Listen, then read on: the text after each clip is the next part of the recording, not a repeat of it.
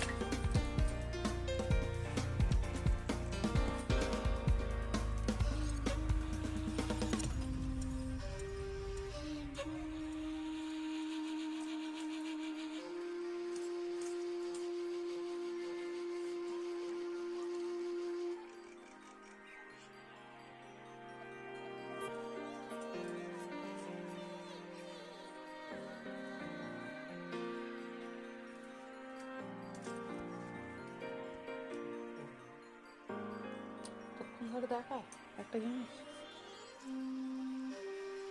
দেখুন আমার মাছটা কাটা হয়ে গেছে। আর মাছটা আমি ধুয়ে নিলাম, নিয়ে আমি এখানে মাছগুলো ভেজে নেব। তার জন্য মাছের মধ্যে হলুদ, পরিমাণ মতো সামান্য লঙ্কার গুঁড়ো আর লবণ দিয়ে ভালো করে মাছগুলোকে মাখিয়ে ভেজে নেব। তার জন্য আমি এখানে পরিমাণ মতো কড়াইতে তেল দিয়ে দিয়েছি। তেলটা গরম হওয়া পর্যন্ত অপেক্ষা করব।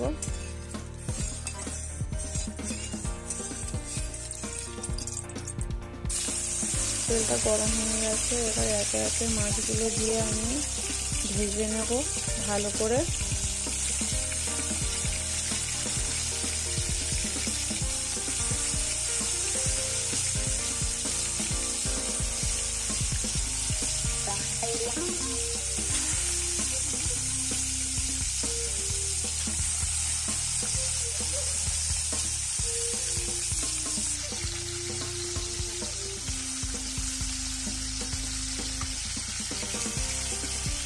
শোল মাছগুলো ভাজতে একটু সময় লাগে, তাই একটু সময় দিয়ে ভাজতে হবে ভালো করে।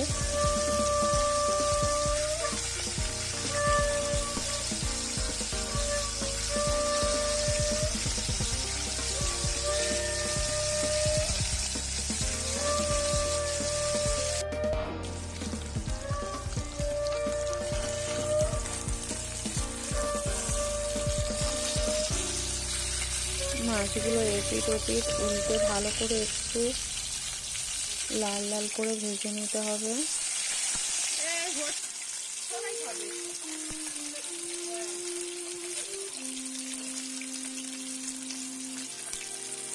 দেখুন আমার মাছগুলো প্রায় ভাজা হয়ে গেছে।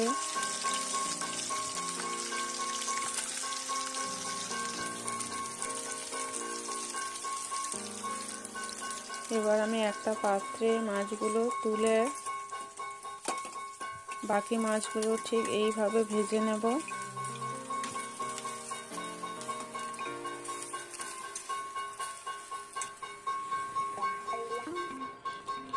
আমার বাকি মাছগুলো ভাজা হয়ে গেছে। এবার আমি একটু পরিমাণ মতো তেল দিয়ে দিলাম পেঁয়াজগুলো একটু লাল লাল করে ভেজে নেব।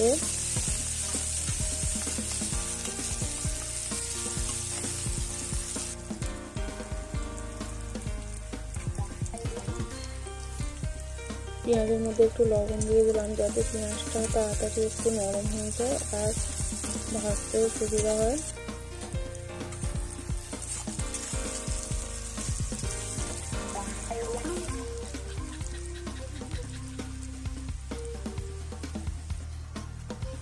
আমি এখানে দিয়ে দিলাম আমার সব রকমের পেস্ট করা মশলা ছিল, পোস্ত, কাজু, কিশমিশ আর সামান্য পরিমাণে সর্ষে, সাদা সর্ষে ব্যবহার করেছি আর এক টুকরো আদা। আমি সব একসঙ্গে পেস্ট করে রেখেছিলাম, সেই পেস্টটা আমি দিয়ে দিলাম। দিয়ে ভালো করে মশলার সঙ্গে কষিয়ে নিতে হবে। দিয়ে দিলাম পরিমাণ মতো লঙ্কার গুঁড়ো আর দিয়ে দেবো সামান্য পরিমাণে হলুদ গুঁড়ো। আপনারা চাইলে হলুদ নাও দিতে পারেন, আমি একটু হলুদের ব্যবহার করেছি। দিয়ে ভালো করে মশলাগুলোকে এভাবে কষিয়ে নিতে হবে 5 থেকে 6 মিনিট। আমি দিয়ে দিলাম একটা গ্রেট করা টমেটো, দিয়ে ভালো করে আবারও মশলাগুলো কষিয়ে নিতে হবে যতক্ষণ না মশলা তেল ছাড়ছে, ততক্ষণ এইভাবে কষিয়ে নিতে হবে।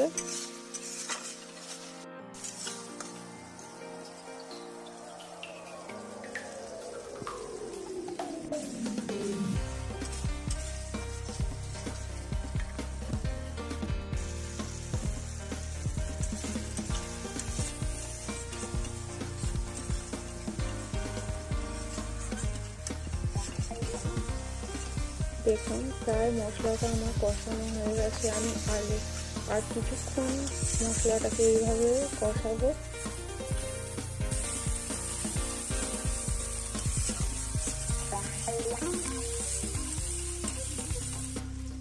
দেখুন এবার আমার মশলাটা পুরো পারফেক্টভাবে কষানো হয়ে গেছে। এবার আমি একটু ভালো করে নাড়িয়ে নিয়ে দিয়ে দেবো পরিমাণ মতো জল।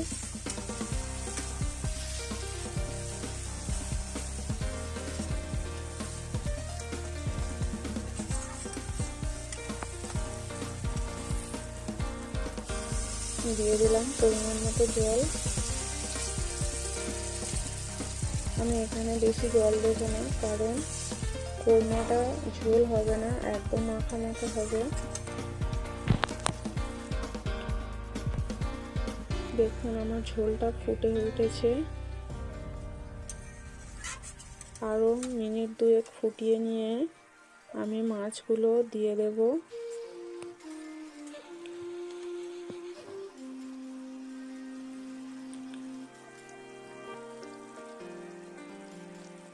মাছগুলো দিয়ে ভালো করে ফুটিয়ে নিতে হবে।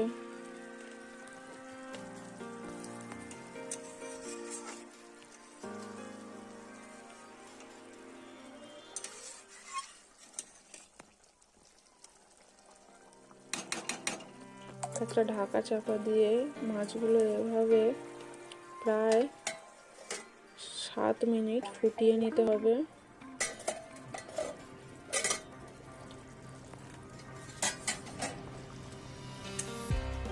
ঢাকাটা খুলে আরেকটু হতে দেব।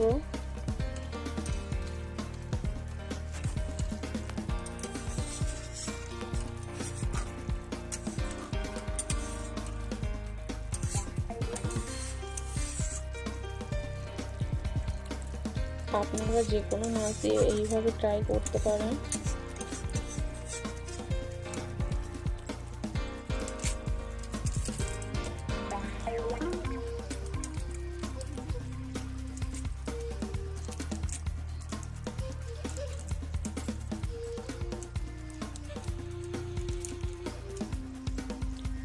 দিয়ে দিলাম গরম মশলা।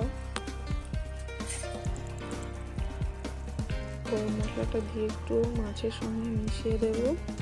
দিয়ে আরও কিছুক্ষণ এইভাবে ফুটিয়ে নেব।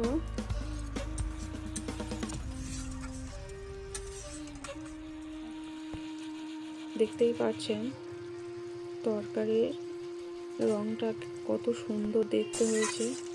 দেখুন আমার মাছের কোরমাটা প্রায় রেডি হয়ে গেছে। আজকের রেসিপিটা কেমন লাগলো প্লিজ কমেন্ট করবেন, কমেন্ট করে জানাবেন আজকের রেসিপিটা কেমন লাগলো। আর যারা যারা এখনও চ্যানেলটিকে সাবস্ক্রাইব করেনি প্লিজ চ্যানেলটিকে সাবস্ক্রাইব করুন আর পাশে থাকা বেল বাটনটিকে অল করে রাখুন, যাতে আমি আরও নতুন নতুন ভিডিও ছাড়লে আপনাদের কাছে সবার আগে পৌঁছে যায় ভিডিওগুলো।